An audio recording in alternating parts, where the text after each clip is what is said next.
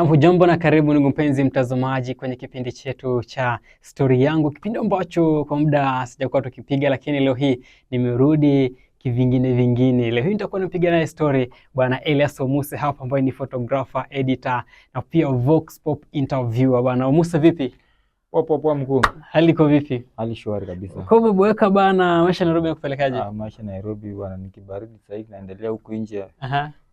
Nimesahau sweta kwa nyumba, sasa nitafanyaje? Tunajipanga mapema. Si kujipanga, nilitoka kama ilikuwa mzuri, lakini kufika huku mambo yamebadilika. Mambo kubadilika. Na pesa kununua sweta nayo nimeacha kwa nyumba. Labda kumtazamaji ambaye anakutazama sasa hivi pale, jitambulishe kwake, wewe ni nani, unajihusisha nini na ni kipi ambacho unatarajia ama unakipanga kufanya sasa hivi? Okay, in short, mimi ni Elias Omuse. Hiyo ndio jina nilipewa na wazazi wangu, Elias Omuse.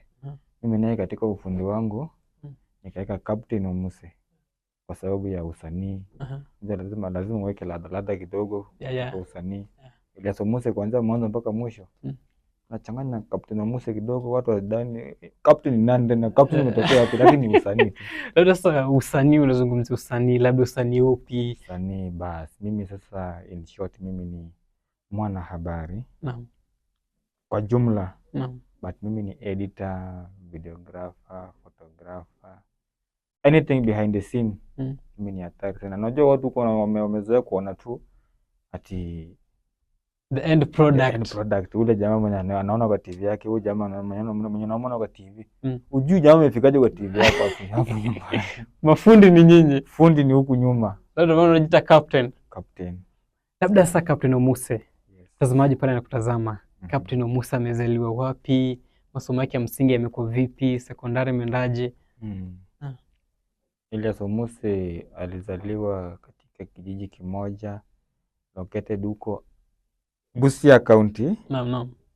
Kijiji chenyewe inaitwa Apokor. Busia. Teso South. Watu Busia, Teso South, Teso North. Kijana wenyu kwa hapa anawakilisha vibaya sana. Kijana anapiga mwingi. Naam. Yeah. Labda shule ya msingi ulisomea kule ama vipi?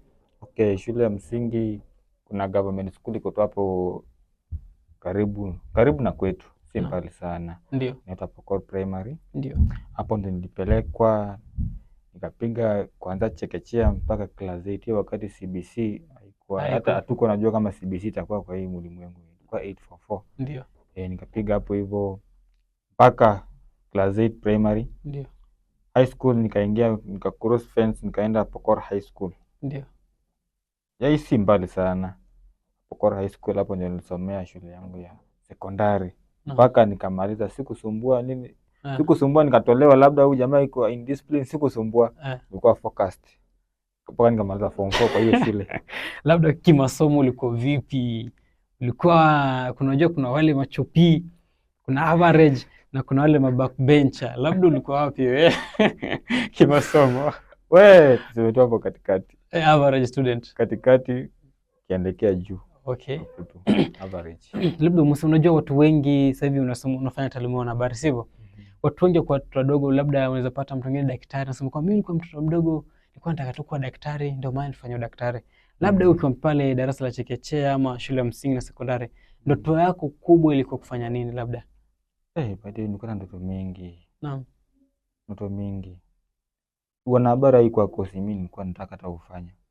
Hata sikuwa najua kama ni kosi. Ndio. Nilikuwa wanahabari nilikuwa watu normal. Nilikuwa nataka nikuwe mwalimu, daktari, lawyer. Na kosi hapo common tu. Ndio. Zile zinajulikana wa kijiji hawa kwa pesa. Inajulikana tu. Hata mwingine akikuja tu nyumbani akikuuliza, ukikuwa mkubwa ndio kuwa nani? Daktari. Uko mkubwa ndio kuwa nani? Lawyer ama mwalimu. Paka ule bisa na kupiga makofi. Ndio. Ngangana. Tia bidii. Unamaliza class 8, unapelekwa high school. Form 1 came na kupiga kidogo. Na bayo kidogo na kupiga, unaona daktari inaanza kuzima kidogo. Kiendelea kidogo hesabu na kupiga mambo inaanza tu kuchange yenyewe. Wenyewe unajiondoa tu polepole. Hakuna mtu anakuambia labda ujitoe. Mmoja unajua tu hapa. Alafu mpaka sasa najiuliza kama singesomea wanahabari si field gani ingenichukua. Na ulijipata umesema kwamba ndoto yako ukiwa mtoto mdogo huko na ndoto yote ya wanahabari. Yeah. Labda ulijipataje kwa wanahabari hadi sasa hivi ukajikuta unafanya wanahabari, unafanya kazi nzuri sana, umesema wewe ni photographer, editor. Ni kipi ulijipata vipi kwa hii taaluma labda? Okay, after form 4 Ndio. ngoja results zangu zitokee. Ndio.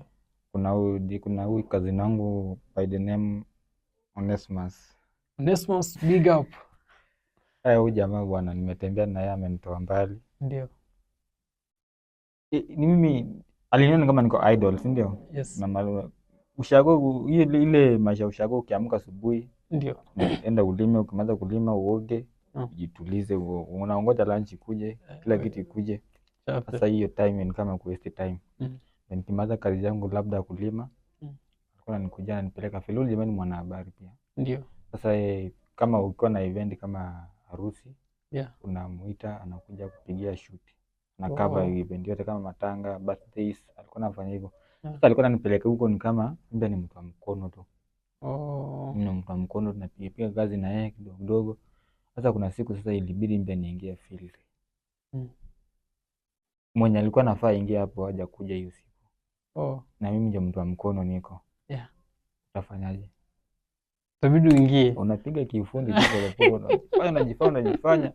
Alafu kitu kingine after mimi kuingia hapo hivyo ilini, yani ile kitu iliniguza kabisa kwa wanahabari, ile respect. Ndio.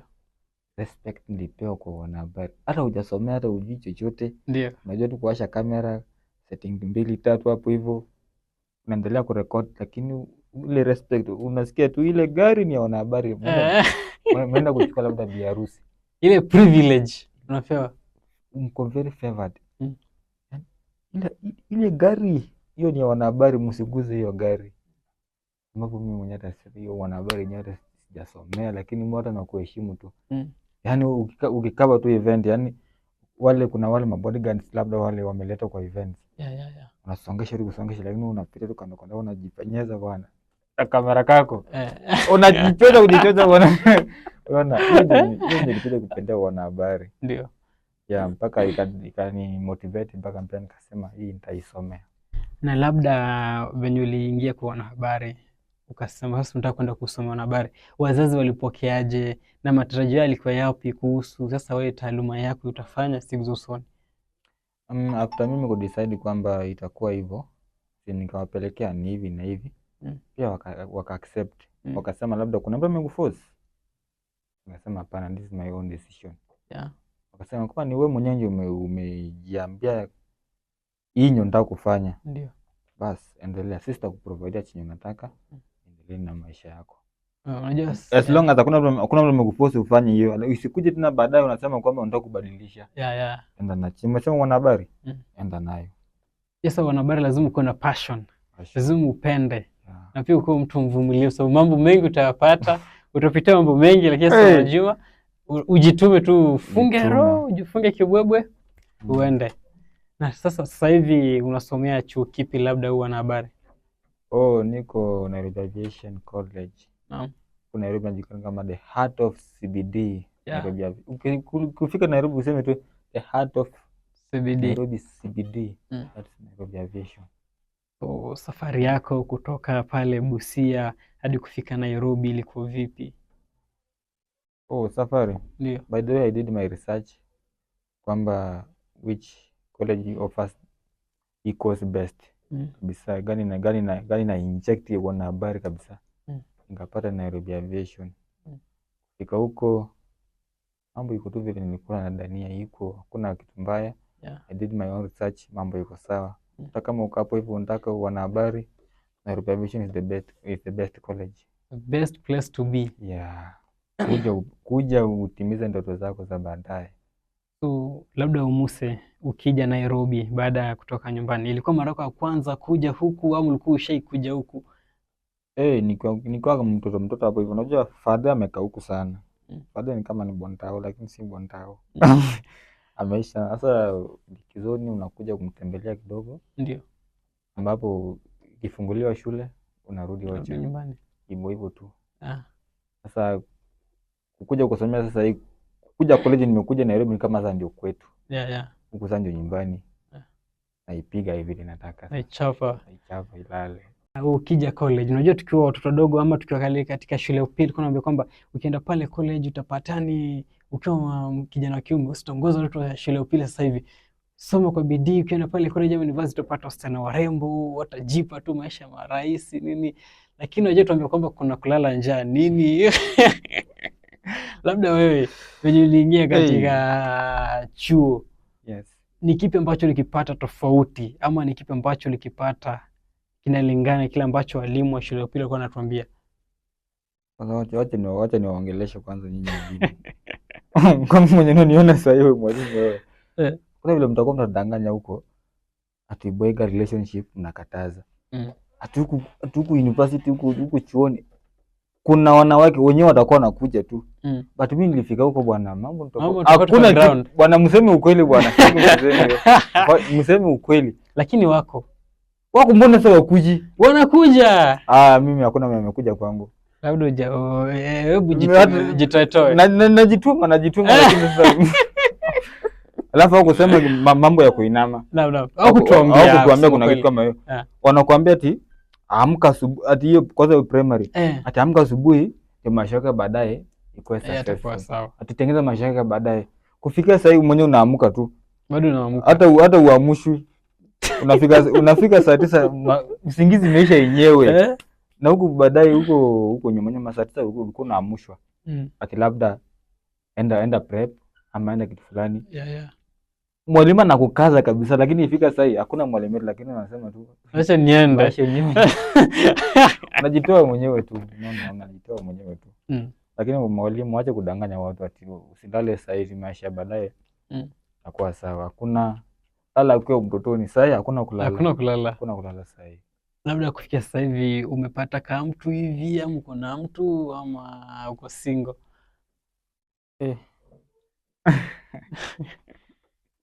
Kama mtu kako. Na labda Muse, sasa chuo challenge gani ambayo umepitia ama kuanzia ukiwa mtoto mdogo kufikia sasa hivi, ni challenge gani ambayo ushaipitia ukasema kwamba hii ninajutia na sitawahi sahau na sitawahi rudia? Challenge. Kufikia sasa hivi na challenge sana, sisema niko na challenge. Na challenge ninasema labda iliniumiza kabisa. Hujaibiwa simu hapa Nairobi? Hiyo ni kitu kidogo ya Nairobi. Kuibiwa simu. Hiyo ni mambo normal. Kuosha hapa Nairobi, hiyo ni mambo ya Nairobi, hiyo. Mambo ya kawaida. Mambo ya kawaida, hiyo si kitu ya kushtua. Hati breakiwa. Hati break. Najaribu kuavoid sana mambo kama isitokee. Ninajaribu sana kuavoid. Labda tukirap up tukimalizia tu, Elias. Kuna mtoto pale nyumbani anakutazama au mwanafunzi. Ningependa kusomea wanahabari. Ni kipi ambacho labda ungeweza kumweleza tu kabla hajachagua kuingia katika taaluma ya wanahabari? Wewe unayonitazama kwa sasa, nisikize kwa makini. Si wanahabari, sisi hapa siongeleshi wanahabari pekee. Kwa hiyo unataka kuwa mwalimu, daktari, usifanye kwa sababu hadi familia ina daktari. Familia haina mwalimu, atendaka kuwa mwalimu. Enda na chenye moyo yako inakuambia, akili yako chenye unatafanya best. Hapa mbele kisikuje kuumana. Ni hivyo tu. Kufikia hapo, ndugu mpenzi mtazamaji, sina finani hata nikiulizwa siungami. Nimekuwa wako nahodha Mzamil bin Rashid, na mgeni wetu studioni alikuwa mwanahabari Elias Omusi. Na kuomba tuweze kutufuatilia kwenye mtandao ya kijamii pale YouTube ni Mzamil TV, TikTok ni Mzamil_media. Bye bye.